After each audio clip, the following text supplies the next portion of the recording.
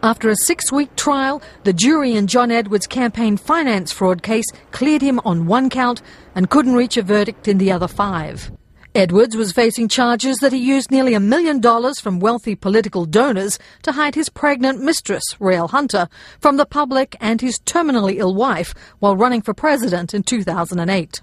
John Edwards was behaved despicably. His conduct is odious. There's really just not enough negative adjectives to describe John Edwards and what he did. But that said, you don't send people to jail just because you hate them. And luckily, the jury recognized that as awful as what John Edwards did, none of that is actually criminal. A former trial lawyer himself, Edwards was unimpressed with the prosecution case.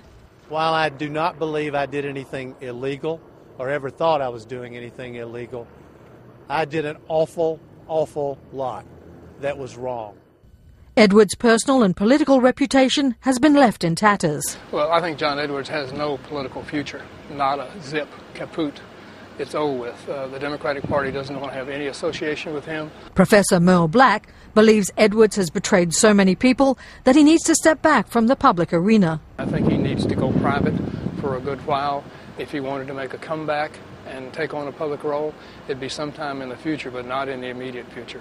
It is also unclear whether Edwards will face a retrial. Trial watchers say the jury's decision confirmed early criticisms that the case was a reach, that the prosecutors went after the ex-US senator without the kind of evidence that justified the charges. Melanie Sloan says the verdict is a huge embarrassment for the Justice Department. There is still going to be a lot of confusion out there about the state of campaign finance law. What is a campaign contribution? What kind of expenditures must be reported? None of that is resolved by this case because DOJ hasn't put any clarity on what kind of cases it will bring in the future. Sloan worries that with millions of dollars pouring into the 2012 presidential race, campaign finance rules need to be made much more clear. Tracy Brown, Associated Press.